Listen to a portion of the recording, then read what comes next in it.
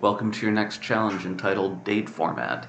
You are to create a function that converts a date formatted as month, day, year to year, day, month, and removing the slashes, the delimiters between each section. As usual, check the examples below to make sure you understand. Notice that we have double quotes around our input and our output, which denotes that these are strings, and that should be reflected when we go to the coding portion. One thing to note, this is a good example down here because we see how to handle a single digit month. In this case, they add the leading 0 to ensure that we get this double digit month that we're expecting to process our input. And input parameter checking is very important. You should always do that in your programs. Where to do that, I like to do that sort of where I initially receive the data in. I can do it once and then I can sort of count on that being done, as opposed to having to do this error checking repeatedly throughout all my little subsystems that may refer to the date. So we'll move over to the coding portion, and this will have to do with accessing certain parts of the string input, which are known as substrings. When you take a slice of a string, that's referred to as a substring. And we can go back to the instructions to get an idea of where to do this. We recently talked about arrays, which is helpful because you can think of a string as an array of characters. So this string consists of the character 2, 0, 1, 9, etc. And if you remember, we were able to access arrays with an index number, where the first number was the index, corresponded to the index 0. So if we wanted to pull this 2 out, we would take the 0 element of this character array. You can think of the strings as a character array. So this is the input we have, and the important thing also to note is that we have these delimiters, and we should ignore them, right? Because that was not reflected in the output. So let's grab the year first, right? And this is made much easier because we can count on the months and the days being double digits. We don't have to sort of worry about one of them only being a single digit, and that would sort of upset our attempts to access substrings in this array, this character array, if you will. So let's start by grabbing the year, and we'll do this, we'll spell it out to start. String, we'll call it year, would be the date, and then if you would have looked up the string reference, not sure if we may have used substring before, I can't recall, but there's this method substring that will give you portions of a string. And forgive me, I'm going to check where the index is. Let's count it off. Remember to start from 0. 0, 1, 2, 3, 4, 5, 6. So I think it would be 6. Let's try that. 6.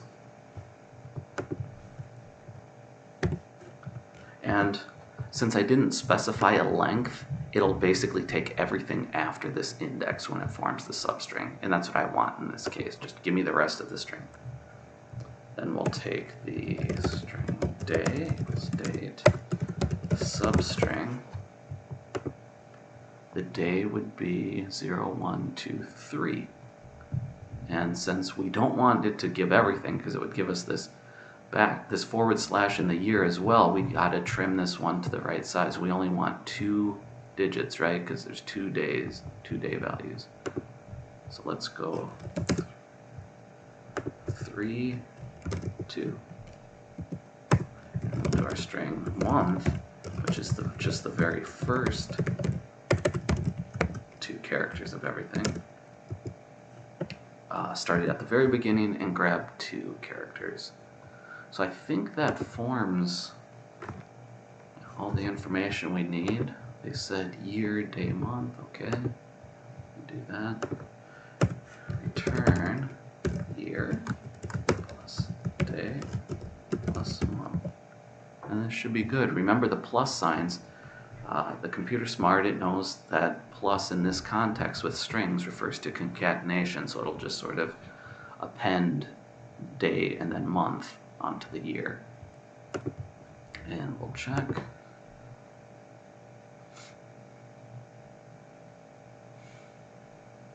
Going for the happy sound.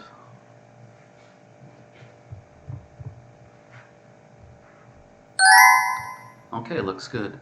And then in practice, I probably wouldn't go to the trouble of making these little temporary variables. They make it very nice and readable what you're doing, so I don't think they're bad by any means, but had I been just coding this out, I would have done this.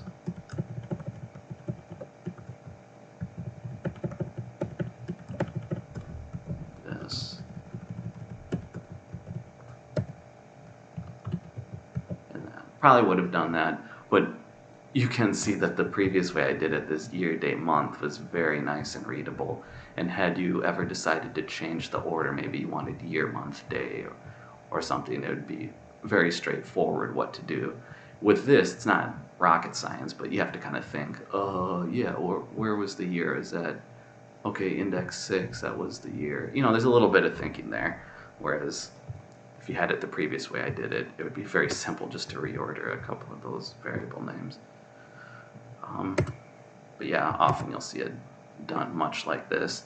Now I did want to touch on sort of parameter checking and validation. We don't need it here. They, through their tests provide that, but it's not very realistic in real life. So I was going to talk briefly about how you might go about doing this. And one very powerful tool you have for working with strings and validation is something called a regular expression, known as a regex for short. And here's the document page for it. I was using the match method to match an input to a pattern. I was using this, remember we talked about overloads. There are many different options. You can read through all these to see what they do. I'm interested in this one that simply takes an input string, the date in our case, and a pattern that you specify for matching. And I like to refer to the examples. Again, go to this page, take all the time you need to sort of understand this. They'll tell you what these characters are, how they analyze input. Regular expressions gets very complicated very quickly, so don't feel bad if this all just looks crazy, weird, and like some other language. It takes time. You will get it. So yeah, take some time with that.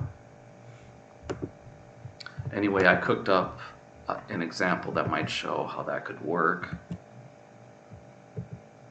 Oh man, no problem. Let's just refresh so we don't get gigged again. We'll do it. Okay. So I'm going to bring in a couple of the include statements that we need to access this code. Now we can use regular expressions. And then instead of just sort of writing this all out in the one function, I broke it out into a helper because I do not like long functions. That's bad news. Is valid format, let's call it. And I'll take that string date. Good.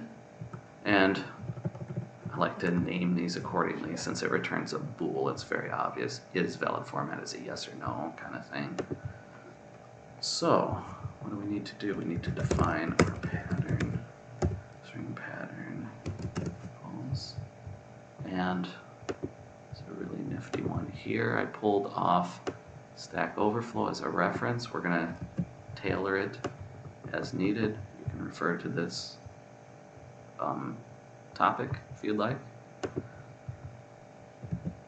Now, this 1, 2 allows for 1 or 2 characters. We don't allow that in our system, right? We only allow 2, so I'm going to make that a hard limit here. 2 only. These /Ds are just representing numeric values. They're digits. I think that's what the D would mean. And so you can see we have 2 digits, / 2 digits. Remember this is an escape D. 2 more digits, / 4 digits. That's the pattern, right, that was defined for us as part of the problem. Our input in this case is the date, so we will use this match. We already have our input. Match if M success. Oops.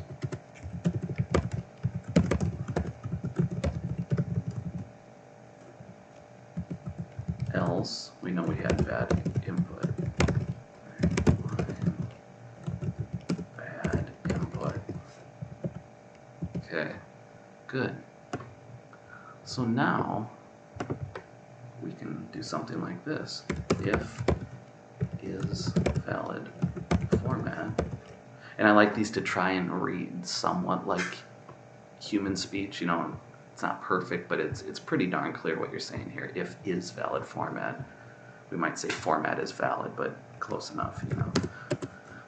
If format is valid, the date, then we can return what we had before, which was date substring 6 plus date substring, I think it was the day next, 32 plus date substring 02.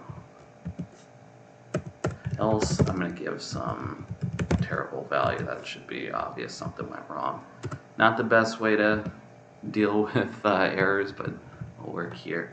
And then since we know all of the calls they're going to make are going to pass valid dates, let's throw in a bad date just to show that how this can catch bad input. So make a string, we'll call it bad date for an example, equals, how about that? So in addition to running on the input they give us, let's try it on this. I don't think we have to call it. Yeah, let's just call it is valid format. It'll print for us in this case.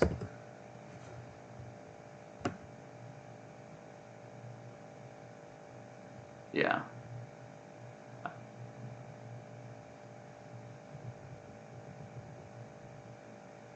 Yeah, okay. So I need to success, let's do it this way. Return true. I didn't do that very well. Return false. There we go. We're going to return a bool.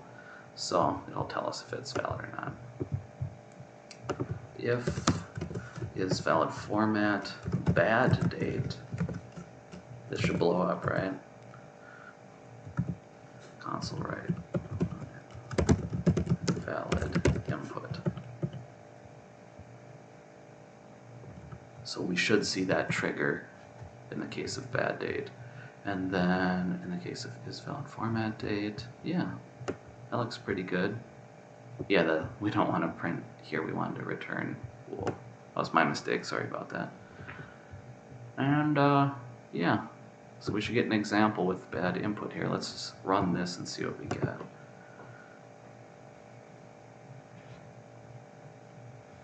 Okay, we got a problem. The name input does not exist in the current context. And that's happening on line 22. Let's see what's on 22. Oh, sure. I copied it from, remember, their little generic example where the variable is called input. So let's update that to use date, which is actually in our program. Very good. Run it again.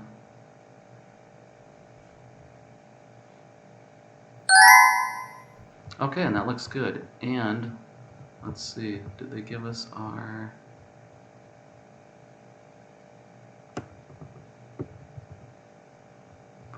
passed? I wanted to see my print statement. Bad date. Huh. Those normally print. I mean, it's good that everything worked, but I wonder why they didn't print my statement if is valid form. Oh, sure. Did you see what I did there? Yep. If is valid format, that's not true, so it's going to skip this line. What I meant to do was if it's not valid format. So the exclamation mark will negate the result and should trigger this. So let me try that again. Sorry, another dumb mistake. You don't get any sort of help in these, in this window in the IDE. Well, it wouldn't have helped me here, but in some of the other problems. But yeah, let's try this again. I wanted to show you, really wanted to make sure you saw that that catches the bad input. Okay.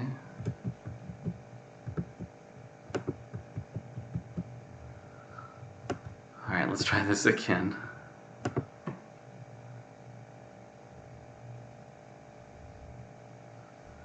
All right, come on, give us some confirmation on that bad date. And let's see, there we go, good. We got it this time. Invalid input, invalid input. And remember, it's running this every time. That's what we typed out here. So good deal. Yeah, feel free to tweak this bad date value, you know, put weird amounts of numbers or letters in there and anything you want to try to see how the regular expressions work. Don't feel bad if the regular expressions are really difficult for you. They're difficult for a lot of people, even experienced programmers. They're good to start working on them, and keep in mind they can really help you in a pinch. And yeah, hit me up with questions. Hope this was helpful. Thanks.